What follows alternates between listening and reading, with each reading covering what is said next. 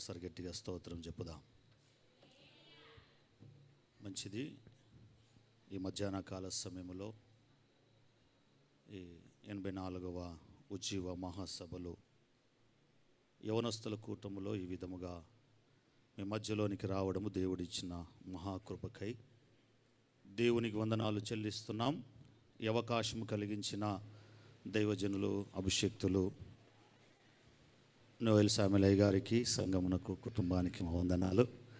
అలాగనే రాష్ట్ర అధ్యక్షులుగా ఉంటున్న భగవాన్ దాసయ్య గారికి, అలాగనే కమిటీ వారందరికీ కూడా ప్రేమపూర్వక వందనాలు చెల్లిస్తున్నాం. ఈ మధ్యాహ్న కాల సమయంలో ఈ PYPA ప్రెసిడెంట్గా ఉంటున్న ప్రేమ్ కుమార్ అయ్య గారికి, అలాగనే సెక్రటరీగా ఉంటున్న ఇజ్రాయెల్ గారికి, కోఆర్డినేటర్స్కి అందరికీ ప్రభుపేట మీ అందరికి వందనాలు. చేరువచ్చిన మీ అందరికీ కూడా తెలంగాణ PYPA అలాగనే స్టేట్ కౌన్సిల్ తరపున మీ అందరికీ ప్రేమపూర్వక వందనాలు చెల్లిస్తున్నాం. చెబుదాం అందరం గట్టిగా, దేవునికి స్తోత్రం. రెండు చేతులు ఎత్తి చెబుదాం, దేవునికి స్తోత్రం. హల్లెలూయా. యవనస్తులము గనక, యవనస్తుల కూటము గనక యవనస్తులలాగా ఉండాలి, యవనస్తులలాగా గర్జించాలి, యవనస్తులలాగా హల్లెలూయా చెప్పాలి. IPC అంటే హల్లెలూయా, హల్లెలూయా అంటే IPC కనుక రెండు చేతులు ఎత్తి చెబుదాం గట్టిగా, దేవునికి హల్లెలూయా స్తోత్రములు. అవి ఉచితమైనవి, దానికి మీ దగ్గర ఏం ఛార్జ్ చేయట్లేదు.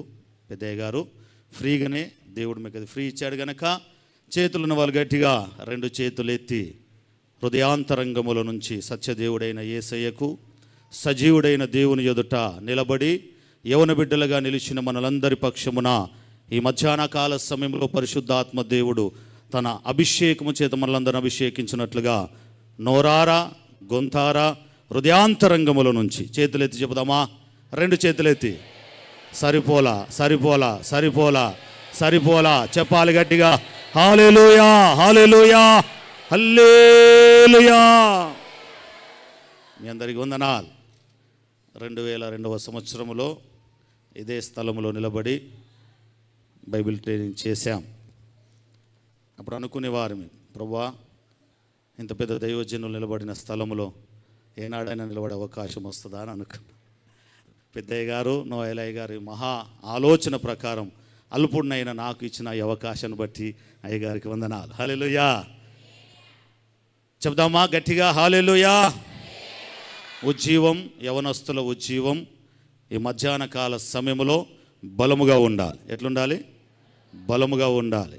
ఆ బలమే రాబోయే తరానికి ఒక అభిషేకముగా మారి అంత్య దినములలో IPC ఉజ్జీవం ప్రపంచానికి తాకినట్టుగా ఉండాలి. సరిపోలా. నేను మీతో మాట్లాడతాను, మీరు నాతో మాట్లాడాలి. మాట్లాడడము అని అంటే అయ్యగారు బాగున్నారని కాదు, హల్లెలూయా అని చెప్పాలి.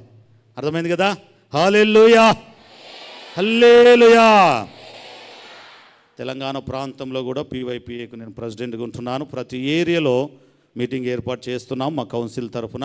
అక్కడ కూడా యవనస్తులను ఊరికే ఉంటే ఊరుకునేది లేదు అని చెప్తూ వస్తున్నాను. ఏమని? ఊరికే ఉంటే ఊరుకునేది, గట్టిగా మాట్లాడాలి, గర్జించాలి, ఉజ్జీవం రగిలించాలి. PM సామెల్ నాయన గారు చేసినటువంటి పరిచర్యలో అగ్నిలాంటి అభిషేకములో మనమందరము బలముగా ఒక దివిటిలాగా వెలగాలి అని చెబుతూ అక్కడి నుంచి ఇక్కడికి వచ్చాను. ఇక్కడ కూడా అదే మాటలు చెప్పి వెళ్తాను. చెప్పాలి. అట్లా కాదు, చేతులు కట్టుకోవడానికి ఇది ఉజ్జీవ సభ కాదు, యవనస్తుల సభ. హల్లెలూయా. రైట్. కీర్తనకారుడైన కీర్తనలో 127వ కీర్తనలో అంటాడు, యవన కాలమందు పుట్టిన కుమారులు. రైట్. యవన కాలమందు పుట్టిన కుమారులు బలవంతుని చేతిలో బాణం. ఎటువంటి వారమట? బలవంతుని చేతిలో. బలవంతుని చేతిలో ఉన్న బాణము లాంటి యవనస్తులమైన మనము ఈ మధ్యాహ్న కాల సమయంలో ఏ స్థానములో ఉండాలి అనే దాని గురించి కొన్ని మాటలు మీతో మాట్లాడుతాను. బాణము స్థానములో ఉంటే సరిపోదు, ఈ బాణము బలవంతుని చేతిలోనికి వెళ్ళాలి. బలవంతుడైన క్రీస్తును సారూప్యములోనికి ఆయన చేతిలోనికి ఏ బాణమైతే వెళుతుందో ఆ బాణము శత్రువు యొక్క స్థానమును దూరము చేయడానికి, సాతాను సమూహపు కోటగూడలను కూల్చివేయడానికి ఒక బాణము బలవంతుడైన క్రీస్తుకు అవసరమై ఉన్నది. ఆ బాణము నీవైతే దేవుడు ఈ మధ్యాహ్నము నిన్ను సంధించి సాతానును ఓడించడానికి ఎదురు చూస్తున్న దేవుడై ఉన్నాడు. కేవలం మనమందరము బలవంతుని చేతిలో ఉన్న బాణము. అందుకే సామెతల గ్రంథములో అంటాడు, యవనస్తుల బలము వారికి అలంకారము అంటాడు. 21 సామెతలు 20:29 ఆ మాట అంటాడు. సామెతలు 20:29 చాలు. యవనస్తుని యొక్క బలము ఏంటట? అలంకారము. బలమైన యవనస్తులు బాణమును సంధించే దేవుని ఎదుట నిలచిన వారైతే అది వారికి అలంకరణముగా మారుతుందట. చాలామంది యవన కాలం ఉంటున్న యవన బిడ్డలకు బలం ఉంది, కానీ ఆ బలము బలవంతుని చేతిలో పడేంత బలము లేదు. యవనస్తులము చాలామంది అనుకుంటాం, మేము చాలా బలవంతులమండి, మాకు బలం ఉంది, జ్ఞానం ఉంది, బుద్ధి ఉంది, తెలివి ఉంది అని మనము ఆలోచిస్తాం. దేవుడు అంటున్నాడు, నీ బలము కానీ, నీ జ్ఞానము కానీ, నీ తెలివి కానీ ఆయన చేతిలో పడనంతసేపు నీ బాణము చాలా స్లోగా ప్రయాణమై వెళుతుంది. యవనస్తుని బలము ఎప్పుడైనా సరే అది ఉపయోగకరమైనదిగా మారాలి అనుకున్నప్పుడు క్రీస్తు చేతిలో ఉన్నదై ఉండాలి. క్రీస్తు చేతిని దాటిన ఏ బాణమైనా, క్రీస్తులో నుంచి జారిపోయిన ఏ బాణమైనా, క్రీస్తులో నుంచి జారిపోయిన ఏ యవనమైనా అది పడిపోయిన యవనమే కానీ పరిశుద్ధమైన యవనము కానే కాదు. ఒక యవనస్తుడు ఎప్పుడు బలవంతుడిగా మారుతాడు అనంటే దేవుని యొక్క శక్తిని పొందుకున్నప్పుడు. ఎఫెసీయుల రాసిన పత్రిక 6వ అధ్యాయం 10వ వచనములు అంటాడు, ప్రభు యొక్క శక్తి వలన మనము బలవంతులమై ఉన్నాము అని అంటాడు.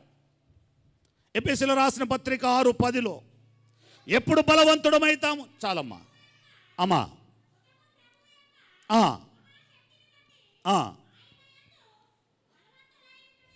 దేవుని యొక్క శక్తి వలనే తప్ప ఏ యవనస్తుడు తన యవనమును బట్టి బలవంతుడు కానేరడు. హల్లెలూయా. చెబుదామా గట్టిగా, దేవునికి స్తోత్రం. ఒక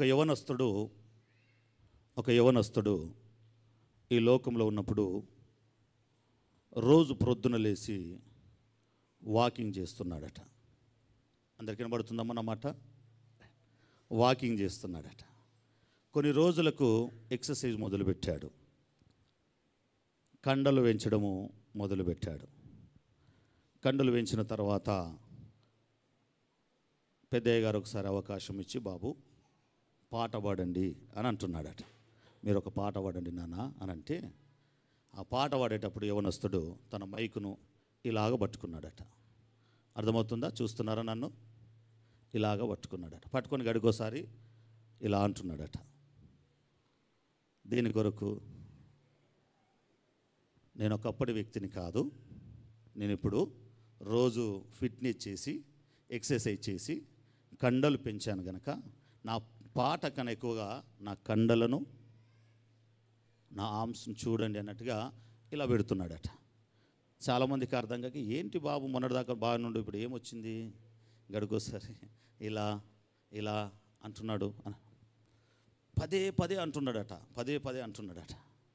లాస్ట్కి అంటున్నట, ఈ బలము రోజుకు 3 గంటలు ఎక్సర్సైజ్ చేయడం వలన వచ్చింది, నాలాగా మీరందరూ బలవంతులై ఉండుండి అని చెప్పాడట. అర్థమైందా? ఈయన పాట దేని కొరకు పాడాడు? తన కండలను చూయించుకోవడానికి. నేనేమంటా, యవనస్తుడా, ఈ కండలను చూయించుకోవడానికి పాటలు పాడావనుకో, కన్నులకు ఇంపైనది ఏమైనా కనబడి ఆకర్షిస్తుండొచ్చు, కానీ దాని వలన పాపము కలిగి, పాపము పరిపక్వమై మరణమై పాతాళం పోతామనే సంగతి కూడా గుర్తెరిగి నిత్య జైవమైన దేవుని ఎదుట అన్నీ కప్పిపుచ్చుకొని ఆత్మానుసారమైన బలవంతులమై ముందుకు సాగాలి. చెప్పలే యవనస్తులు? హల్లెలూయా, హల్లెలూయా. స్త్రీలకు అందం అవసరమే, కానీ అందము మోసకరము కాకుండా చూసుకోవడము చాలా ప్రాముఖ్యం. యవన దశలో ఇవి మోసముతో బలవంతుడివని నిన్ను చూపించి ఆత్మానుసారమైన నువ్వు బలహీనుడిగా మార్చడమే సాతాను యొక్క మొదటి లక్షణం. నీ అందాన్ని చూపించి, నీ బలాన్ని చూపించి, నీ ధైర్యాన్ని చూపించి, నువ్వు ఏదైనా చేయగలను అని నీతో అనిపించి దైవికముగా ఆత్మానుసారముగా నిన్ను పడగొట్టి శరీరానుసారంగా నిన్ను రూపాంతరము చేసి దేవునికి దూరము చేయడమే సాతాను యొక్క మొదటి లక్షణం. వాని చేతిలో నువ్వు పడితే బలవంతునివి అనుకుంటావు, కానీ నువ్వు జారిపోయిన బాణం అని గుర్తుంచుకోవాలి. చెప్దామా దేవునికి స్తోత్రం. యవనస్తుడు ఎప్పుడు కూడా తన అందాన్ని బట్టో తన బలాన్ని బట్టో బలవంతుడు అనుకోవద్దు. క్రీస్తు యొక్క శక్తిని బట్టి, ఆరాధనను బట్టి, ప్రార్థనను బట్టి, ప్రవర్తనను బట్టి, సంఘ పరిచర్యను బట్టి, దేవుని యొక్క పరిశుద్ధాత్మ శక్తి వలన పొందుకొని దేవుని చేతిలో నిలబడిన వాడవై ఉండాలి. అది మాని శరీరానుసరమైన ఏ కార్యము చేసినా లోకానికి నువ్వు బలవంతుడు కనబడుతుండొచ్చు, కానీ దేవుని ఎదుట నువ్వు ఎప్పుడో బలహీనుడు అయిపోతావు. హల్లెలూయా, హల్లెలూయా. చెబుదామా గట్టిగా దేవునికి స్తోత్రం. బలవంతుడైన దావీదు కూడా ఒక సందర్భం వచ్చినప్పుడు బలహీనుడైపోయాడు. మీ అందరికీ తెలుసు, అది తెలుసు కదా మీ అందరికీ. బలవంతుడే ఒక గులకరాయితో చంపగలిగిన సామర్థ్యం, యుద్ధము చేయగలిగిన నేర్పరి, సింహాలతో పోరాడగలిగినటువంటి బలం అన్నీ ఉన్నాయి. కానీ ఒక సందర్భం వస్తుంది. ఏ సందర్భం అది? నిన్ను బలహీనపరిచే సందర్భం, నువ్వు బలహీన పడిపోయే సందర్భం. ఎక్కకూడని స్థలములో చూడకూడని దృశ్యాలు నీ కనుల పడినప్పుడు, సత్యదేవుని ఎదుట నువ్వు లేనప్పుడు, ఆ బాణము సంధించగలిగిన బలవంతుని చేతిలో నుండి నీవు జారిపోయిన ఆ క్షణం, పడిపోయిన నీ స్థితిలో పాపం ఆరంభమైపోతుంది. అప్పటి వరకు బలవంతుడే, అప్పటి వరకు ధైర్యవంతుడే, కానీ ఎప్పుడైతే ఎక్కకూడని ఆ మేడగది ఎక్కాడో, చూడకూడని ఆ దృశ్యాన్ని చూశాడో బలహీనుడైపోయాడు. హల్లెలూయా. అయిపోయాడా లేదా? చెప్పందామా గట్టిగా దేవునికి స్తోత్రం. ఊరికే కూర్చుంటే తెలంగాణలో అంటారు, ఊరికే కూర్చుంటే ఊసమెత్తు కూడా బలము రాదట. ఊసమెత్తు మీనింగ్స్ ఆవగింజంత. అర్థమైందా? ఊరికే కూర్చున్నాం అనుకోండి, ఊసమెత్తు కూడా బలము రాదు, బలహీనమైపోయి నిద్ర వస్తుంది. అందుకే గడికోసారి ఏం చేయాలి? ఎలా చెప్పాలి? చేతులెత్తి మా తెలంగాణలో ఒక పాట ఉంటుంది, నాకు ఇచ్చిన అవకాశంలో ముగిస్తా. యేసయ్య దేవుడని చేతులెత్తి మొక్కగా, మొక్కిన చేతులు పండగా, మొక్కని చేతులు దండగా. అర్థమైందా? తెలంగాణలో ఉంటుంది, తెలంగాణ సైడ్. యేసయ్య దేవుడని గొంతులెత్తి పాడగా, పాడిన గొంతులు పండగా, పాడని గొంతులు. అట్లుంటుంది, ఇట్లుంటాయి పాటలన్నీ. ఆ పాటలు మీకు వాడితే కొంచెం ఆ రకంగా ఉంటుంది, కానీ నేను ఈ పాటల మీద చాలా చాలా చాలా పాడిపిచ్చి, కొట్టిపిచ్చి, నాట్లాడిపిచ్చి ముందుకు తీసుకెళ్తా. మీరు మంచోళ్ళు, దండగాని మీరు అనిపించుకోరు, పండగాని మీరు అనిపించుకుంటారని అనుకుంటూ రెండు చేతులెత్తి దేవునికి స్తోత్రం చెప్పుదా. చెప్దామా గట్టిగా దేవునికి స్తోత్ర. ఒక బలవంతున్నే సాతాను పడగొట్టేసింది, ఒక గొప్పవానినే మోహపు చూపు వలన పడగొట్టేసింది, ఒక బలాఢ్యున్నే పడగొట్టగలిగిన సామర్థ్యం సాతానుకుంది. అంత గొప్పవాడు, దేవునితో మాట్లాడగలిగిన వాడు, సింహాలను చీల్చగలిగిన వాడు. సమూయేలు అతడు వస్తున్నప్పుడు ప్రత్యేకించబడి అతను అభిషేకించుమని సమూయేలు చేత దేవుని చేత మాట్లాడిపించుకున్నవాడు. అటువంటి బలవంతుణ్ణి పడగొట్టగలిగిన సామర్థ్యం ఉన్న సాతానుతో పోరాడుతున్న యవనస్తుడా, నీ యవనం బలవంతుని చేతిలో ఉందా, జారిపోయిందా? లోకాశలకు, లోక తలంపులకు, లోక నడవడికి, లోకానుసరమైన కార్యములకు ప్రార్థన బందై, వాక్యము చదవక, ఆరాధన చేయక, సంఘ సావాసానికి రాక, లోక స్నేహం ఎక్కువైపోయి జారిపోయి ఉందేమో, నీ బలము సన్నగిలిపోయిందేమో. దేవుడు అంటున్నాడు ఈ మధ్యాహ్నం, నీ బలమును తిరిగి కాపాడుకోవడానికి, తిరిగి నువ్వు బలవంతుడవు కావడానికి, బాణములాగా వెళ్ళడానికి నా ఎదుటకు నీ వస్తే నీకు నేను నేర్పిస్తాను అంటున్నాడు. ఎవరి ఎదుకు వెళ్ళాలి యవనస్తుడు? హల్లెలూయా. కీర్తన గ్రంథం ఒక్కసారి తీయండి, మీకు చూపిస్తాను. కీర్తన గ్రంథము 64:7.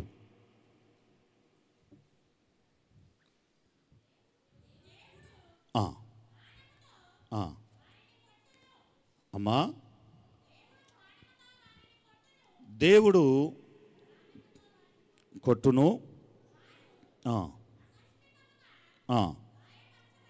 ఆమేన్. దేనితో కొట్టేవాడట దేవుడు? బాణముతో. ఎవరిని ఎవరిని ఎవరిని దేవుడు బాణముతో వారిని కొట్టును. ఎవరిని? మనం ఎవరు అనుకుంటే వాణ్ణి, మనం ఎవరు అనుకుంటే. ఒక ఆయన అన్నాడు, అయ్యగారు ఎందుకు ఏమో ఆమె చూపులు నన్ను బాణములా గుస్తున్నాయి. అదేం పోయే కాలంరా నీకు? నాతోనే చెప్తున్నాడు, దేవుని కృపను బట్టి మాది కూడా ఇంత చిన్న సంఘమే అంటాడు. అయ్యగారు ఏంటో ఏమయ్యగారు, నాకు ఆమె చూస్తున్నప్పుడు ఆమె చూపులు నా వీపుకు, ఈ దరిద్రము ఈ పోయే కాలం అన్న, అది పోయే కాలం నాన్న, దగ్గరుంది. అది మంచిది, ఆ మంచి కాలము కాదు అది. నీ బాణము వలన నిన్ను పట్టి దేవుడు సాతానును కొట్టాలనుకుంటున్నాడు. నీ ఒక బాణముగా ఉంటే ఆయన అంబుల పొదిలో నుంచి నిన్ను తీసి ఒక బాణముగా సంధించి సాతానుపై గురి ఒడ్డి కొడితే వాని గుండె పగిలేలా, వాని నాలిక వదిలిపోయేలా నిన్ను సంధించాలని దేవుడు అనుకుంటున్నాడు. దాని కొరకు ప్రార్థనలో, వాక్యములో, ఆరాధనలో, సంఘక్రమములో దేవుడు నీకు ఒక నేర్పరితనము నేర్పిస్తున్నాడు. మోషేనట ఐగుప్తు సకల విద్యలందు ప్రావీణ్యుడు. అటువంటి ప్రావీణ్యుడు గనుకనే ఇశ్రాయేలు సైన్యమును నడిపించగలిగిన సామర్థ్యం ఉన్నదని దేవుడు అతను ఎన్నుకున్నాడు. ఈ యవన కాలంలో నేర్చుకోవాల్సినవి చాలా ఉన్నాయి. భక్తిని ఎలా కట్టుకోవాలి, వాక్యం ఎలా చదవాలి, ఆరాధన క్రమం ఎలా నేర్చుకోవాలి, ఎలా లోబడాలి, ఎలా సహవాసము చేయాలి. హల్లెలూయా. మన సహవాసము భక్తి కలిగిన వారితో సహవాసమైతే నిత్యరాజ్యములో నిలబడతాం. సౌలు దావీదును చంపాలనుకున్నాడు. యోనాతాను ఏం చేయాలనుకున్నాడు? దావీదును కాపాడాలనుకున్నాడు. యోనాతాను లాంటి స్నేహం అయితే చెయ్యి, యోనాతాను లాంటి స్నేహం అయితే చెయ్యి, తప్పులేదు. అది మంచి స్నేహం, శత్రువు నుంచి తప్పించేది. కానీ యూదా ఇస్కరియోతు లాంటి స్నేహం మాత్రము చేయొద్దు. దెలీలా లాంటి స్నేహం మాత్రం చేయొద్దు. ఇవి మంచివి కాదు. లోకంలో కొన్ని మంచి స్నేహాలు ఉంటాయి, చెడగొట్టే స్నేహాలు ఉంటాయి, బలపరిచే స్నేహాలు ఉంటాయి, శత్రువు నుంచి తప్పించడానికి సహవాసములో ప్రార్థన చేసే స్నేహాలు ఉంటాయి. నువ్వు ఏ స్నేహం కలిగి ఉంటున్నావు? దేవుడేమో నిన్ను ఒక పాత్రగా ఉపయోగించాలనుకుంటున్నాడు, బలమైన పాత్రగా. ఎటువంటిదయ్యానంటే శత్రువును కూలగొట్టేటువంటి బలమైన స్పీడ్, నేర్పరితనము చేసి. ఒక మాట అంటాడు చూడండి, ఒక మాట మీకు చూపిస్తాను. హెబ్రీయులకు రాసిన పత్రిక 4:12. హెబ్రీయులకు రాసిన పత్రిక 4:12. ఎందుకనగా దేవుని వాక్యము సజీవమై బలము గలదై రెండంచులు గల చాలు. దేవుని వాక్యమే ఈ లోకములో బలమైనది. నువ్వు బలవంతుడిగా ఉండాలంటే, బలవంతుని చేతిలో ఉండాలంటే దేవుని వాక్యము నీలో ఉండాల్సిందే. దేవుని వాక్యము కాక మిగతా ఏది నీలో ఉన్నా అది నిన్ను బలహీనపరిచేస్తుంది. ఒక బలవంతుడే ఏదైనా చేయగలడు, బలము లేనివాడు ఏది చేయలేడు. ఈ లోకములో ఒక పోలీస్ డ్యూటీ కావాలన్నా బలవంతుడే కావాలి. ఒక మిలిటరీకి వెళ్ళాలన్నా బలవంతులే కావాలి. ఇంకా కొంచెం మనం లోకానుసారం ఇంకా చూసుకుంటే ఒక రాజకీయ నాయకునికైనా ఎవరు కావాలి? బలవంతుడైన యవనస్తులే కావాలి. ఒక సినిమా యాక్టర్కైనా ఎవరు కావాలి? బలవంతుడైన యవనస్తులే కావాలి. సాతాను కూడా ఎవరు కావాలి? బలవంతులైన యవనస్తులే కావాలి. మరి దేవునికి ఎవరు కావాలి? దేవునికి ఎవరు కావాలి? మీరు చెప్పాలి. అయ్యగారు బలవంతుడే కాదు. బలవంతుడైన యవనస్తులు దేవునికి అవసరం లేదు. దేవుని చేత వాడబడిన యవనస్తులు దేవునికి కావాలి. లోకానికి కావాల్సింది ఆయనకు అవసరం లేదు. లోకానికి వేరై ఆయనకు దగ్గరై ఆయన అంబుల పొదలో నేను ఉంటాను, తండ్రి నీవు నన్ను సంధించు, నా ద్వారా సాతాను కోటగోడలు మీరు కూలగొట్టండి, దానికి నేను సిద్ధం అని ఏ యవనస్తుడైతే అంటాడో ఆ యవనస్తుని దేవుడు బలముగా వాడుకుంటాడు. అటువంటి యవనము కావాలి దేవునికి. అటువంటి యవనస్తులు కావాలి. అది కావాలి అని అంటే దేవుని వాక్యము నీలో ఉండాలి. హల్లెలూయా. ఏ వాక్యం ఉండాలి? ఆ వాక్యం ఉంటేనట అది రెండంచులు కలిగిన అటు ఇటు అంటే ఆత్మను శరీరమును రెండిటిని శుద్ధి చేస్తుంది, రెండిటిని కడుగుతుంది, రెండిటిని బాగు చేస్తుంది. అయ్యగారు ఒకప్పటి ఉజ్జీవం లేదండి, లోకంలోనికి నానా రకాలైన బోధలు వచ్చేసాయి, లోకంలోనికి నానా రకాలైన విధానాలు వచ్చేసాయి, కార్పొరేట్ పరిచర్య కూడా వచ్చేసింది, కార్పొరేట్ భక్తి కూడా వచ్చేసింది. ఆ కార్పొరేట్ భక్తి, కార్పొరేట్ ఉజ్జీవంలో ఉండడానికి లేదు. ఐపీసీ ఇది ఉజ్జీవములో పునాదులలోనే, సత్యములోనే ఒక అగ్ని, ఒక అభిషేకం, ఒక ఉజ్జీవం, వాక్యపు పునాదుల మీద కట్టబడిన సమస్త, వాక్యపు పునాదుల మీద కట్టబడిన నాయకత్వం. అక్కడ పెరుగుతున్న నీవు ఒక బలమైన యవనస్తుడవై ఉండాలి. చాలా చూస్తున్నాం ఈ లోకంలో కార్పొరేట్ వైద్యం అన్నట్టుగా కార్పొరేట్ పరిచర్యలు వచ్చాయి.